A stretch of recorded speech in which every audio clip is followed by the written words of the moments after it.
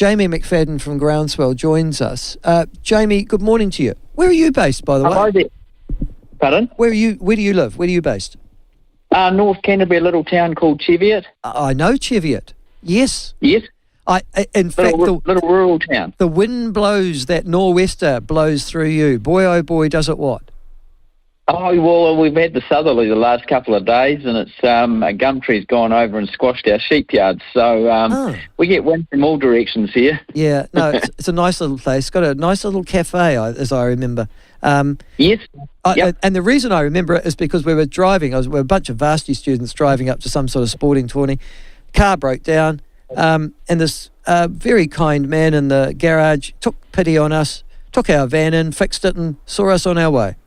So okay, yeah, that'd be Cheviot. It is, yes, it is. Nice group of people.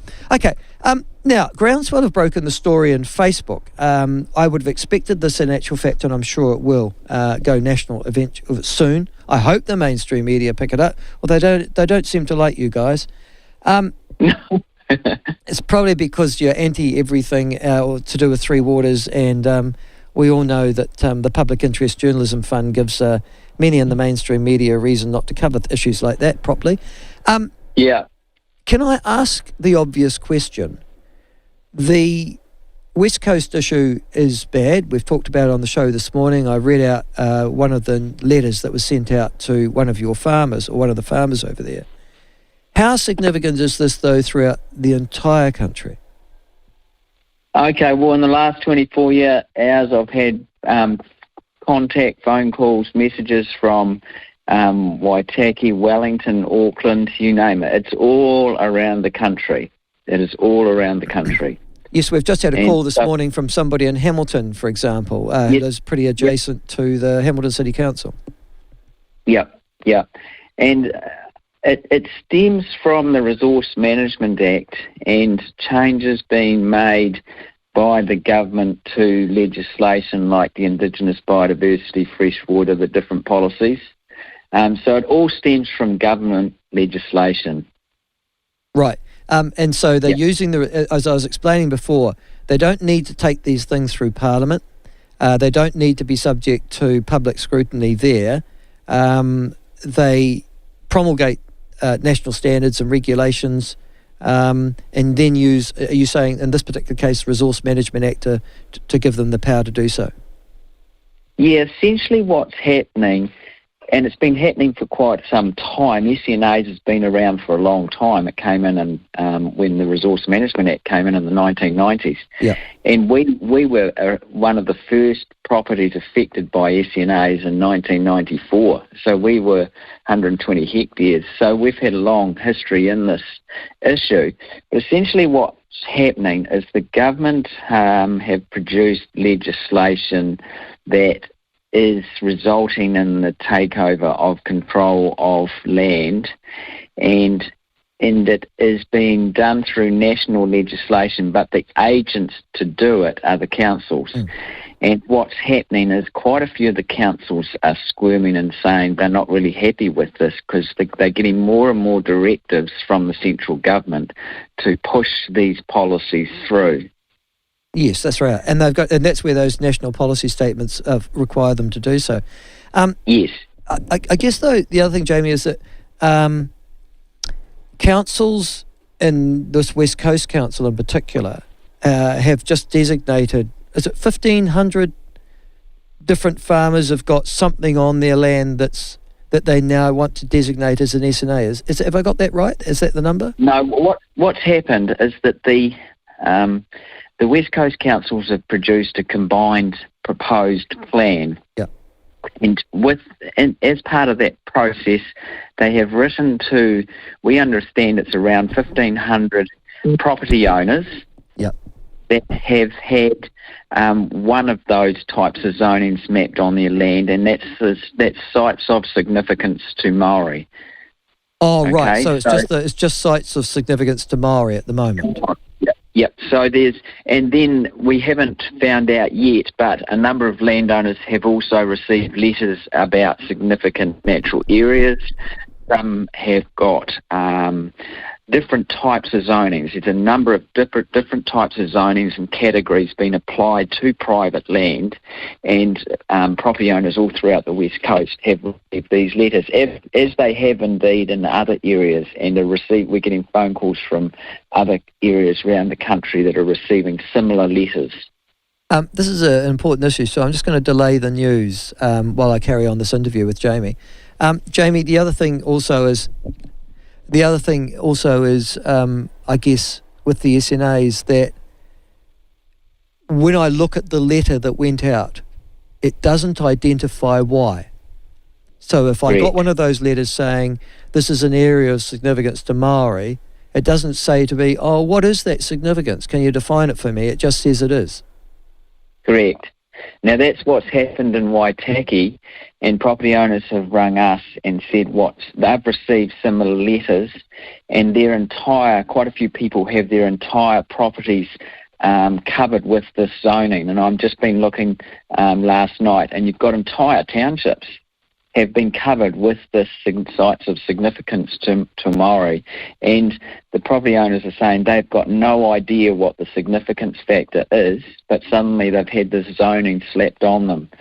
Now, the thing with the West Coast issue, which is particularly frightening, is that the councils have released this, but they have made it take immediate legal effect. So the rules take immediate legal effect, and there's been no prior consultation, nothing with property owners that this was coming.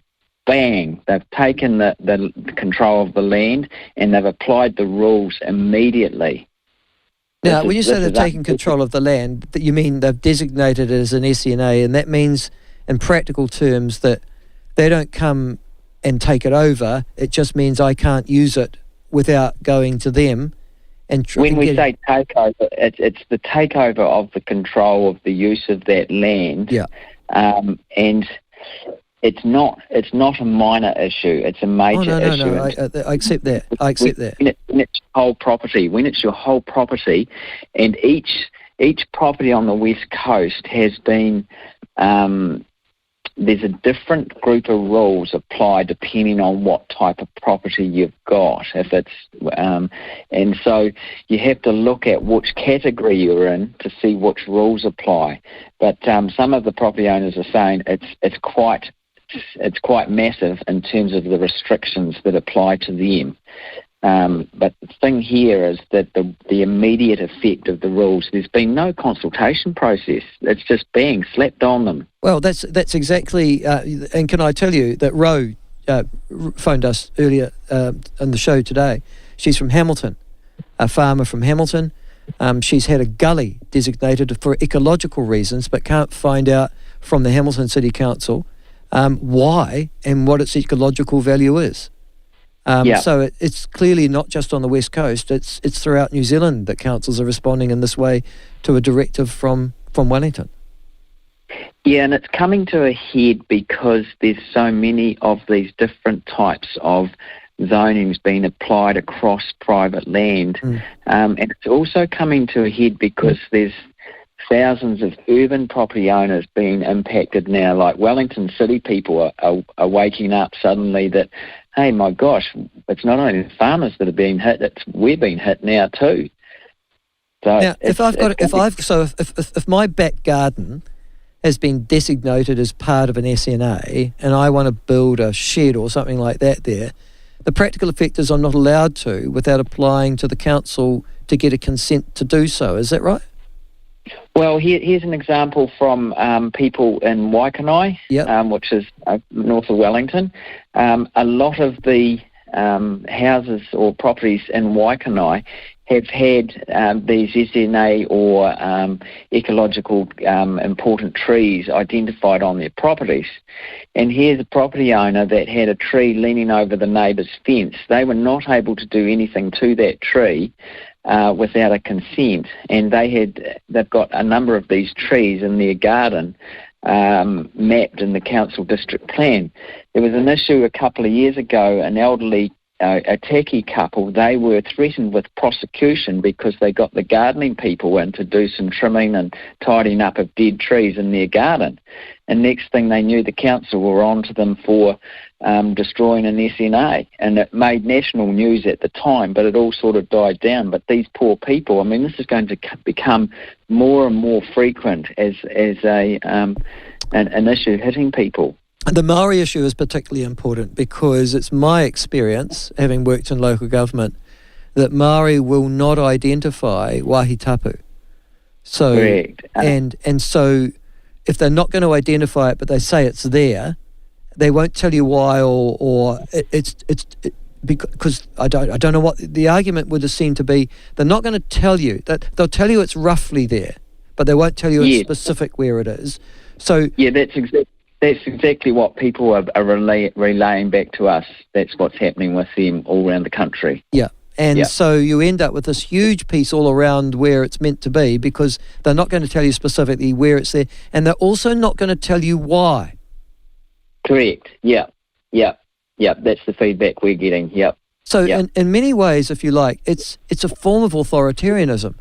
You're making something that is affecting the individual lives of people and their private property, but you're refusing to give them the reasons why other than, well, because Maori say so. And I can tell you there is a recipe for racial disharmony. Yeah, it's not. It's that too. But the other thing that it's doing with all of these zonings, SNAs, what it's doing is it's turning anything that's natural, anything that's cultural, anything that's historic on your properties into a liability. So it's doing the perverse of what the legislating people writing the legislation are trying to achieve. It's doing the opposite, because now what we're getting is we're getting feedback. You only have to look at some of the Facebook comments, and people are saying, "Oh, we're going to go out there and we're going to bulldoze anything that looks like a remnant of history," and that's the shame in all this, because we should be looking at these natural areas, cultural areas as assets and actually looking after them. But this legislation does the opposite. No, you're absolutely right. Listen, thank you for joining us. Thank you for bringing it to our attention. It's an issue that seems to be ignored by the mainstream media or characterised as somehow anti-Maori and racist. That's the other thing I've noticed. Yeah, and that's a key message from our point of view. This has nothing to do with being anti-cultural, valuing our cultural history or valuing our natural ecosystems and looking after nature, anything like that. It's nothing to do that. We share those aspirations. Our concerns are around the process, and you're dealing with people's lives, you're dealing with people's properties. There's just no respect in the system for people or their property. Thank you very much for coming on to the show. Appreciate your time. Best of luck to you. We'll keep informed.